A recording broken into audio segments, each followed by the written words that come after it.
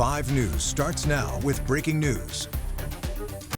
Well, good afternoon. I'm Morgan Wrigley. We begin at noon with that breaking news after the FBI gives new details on the capture of the suspect accused of killing Charlie Kirk. We first told you on 5 News Plus when President Trump announced the suspect had been caught. Investigators have now identified the suspect as 22-year-old Tyler Robinson. Andres Gutierrez is in Utah and shares why investigators believe the alleged gunman acted alone. We got him. Authorities identified the suspected gunman in Wednesday's fatal shooting of Charlie Kirk as 22-year-old Tyler Robinson of Utah.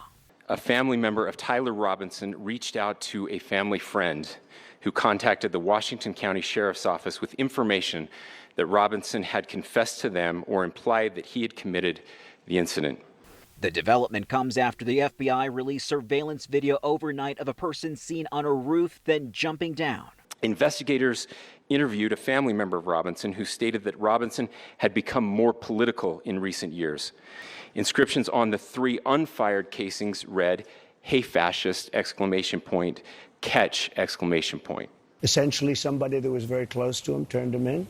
President Trump broke the news on Fox and Friends, saying a minister and the father of the suspect helped in the arrest. I hope he was going to be found guilty, I would imagine, and I hope he gets the death penalty. What he did, Charlie Kirk was the finest person. He didn't deserve this. The 31-year-old conservative activist was shot and killed Wednesday at Utah Valley University during one of the college campus debates that he became famous for.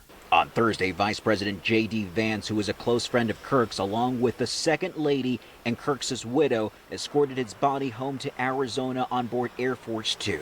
Andres Gutierrez, CBS News, Orem, Utah. Kirk leaves behind 2 young children. President Trump has confirmed he will attend the funeral. Well, happening today in Clarksville, candlelight vigil is being held to honor the life of Charlie Kirk. That gathering will take place at the Johnson County Courthouse steps starting at 7 tonight. All right, well, let's get a look at the radar across the region. And you can see, if you were watching the morning shows this morning, we did have a couple of little isolated showers that made their way into portions of the area, but those have since fizzled out. As you can see across here, no more rain across the region, leading to beautiful, mostly sunny skies. A couple clouds here and there across the region. 86 right now in Fayetteville and 88 in Fort Smith. So it's already warming up pretty good. It's going to feel a little bit more like summer. You can already see a couple degrees off in terms of that heat index value. Already feels like it's the 90s across the region.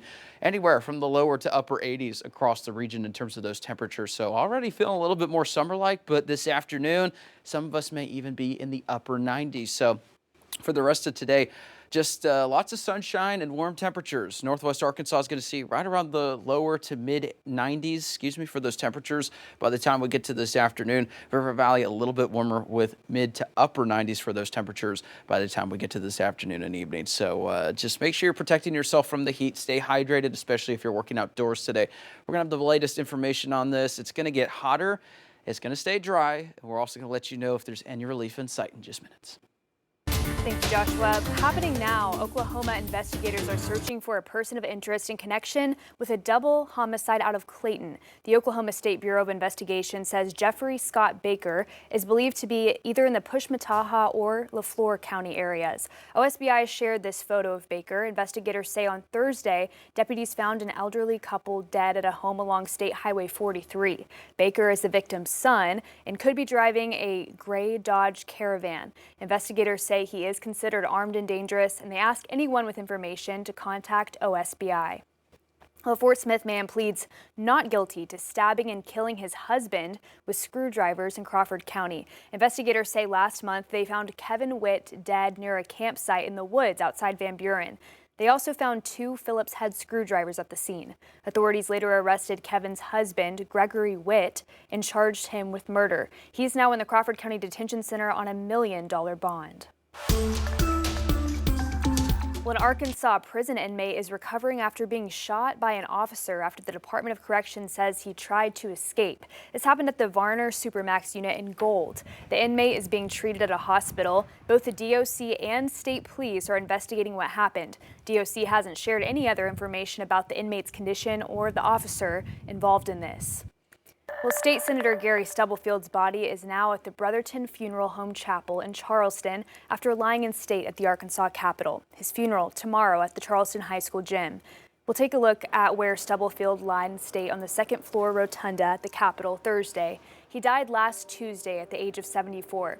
Stubblefield represented District 26 since 2013. That area includes parts of Franklin, Johnson, Logan, and Sebastian counties. He also served a term in the State House of Representatives before being elected to the Senate.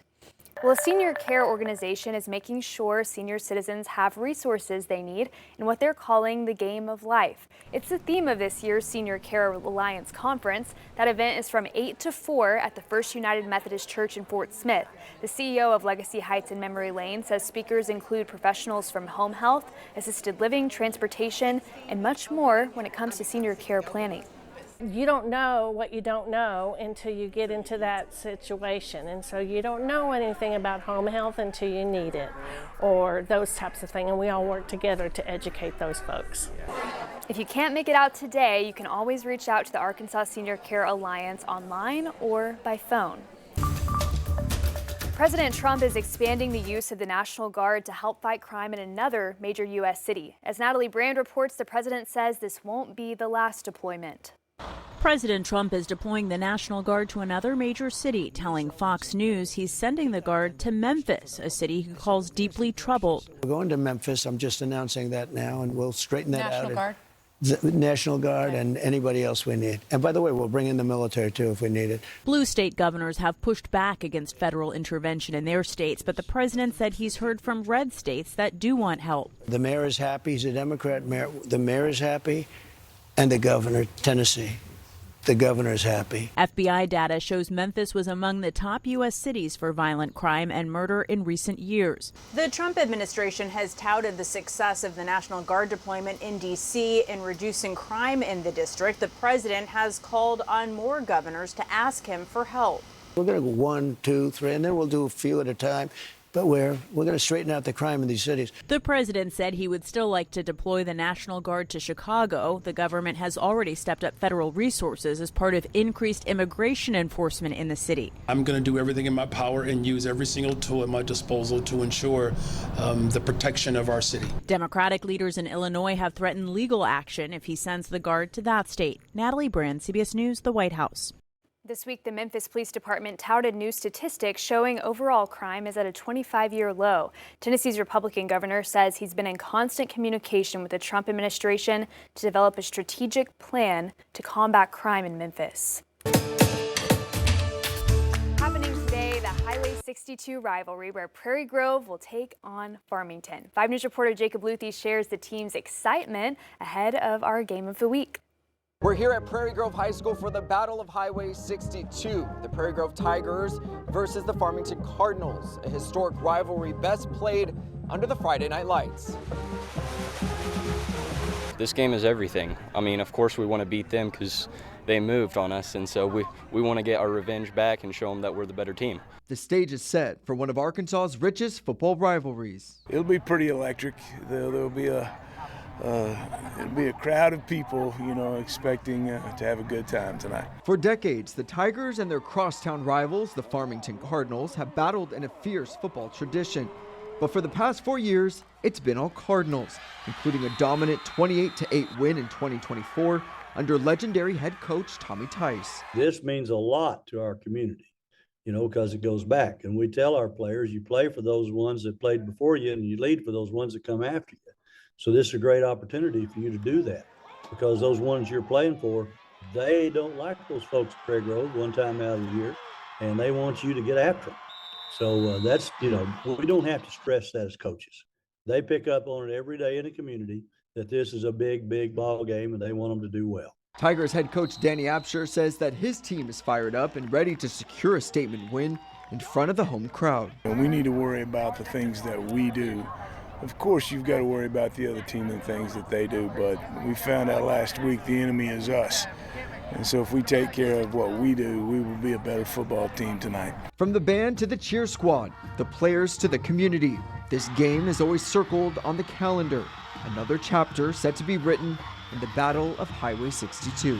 Since kindergarten, I've been coming to these high school football games, watching Farmington versus Prairie Grove most of the time because my dad went to Farmington. And, it just really means a lot to my family and our community for sure. Game time is 7 p.m. tonight right here at Prairie Grove High School. It's a matchup you don't want to miss. In Prairie Grove, go Tigers! Covering news where you live, Jacob Luthi, 5 News.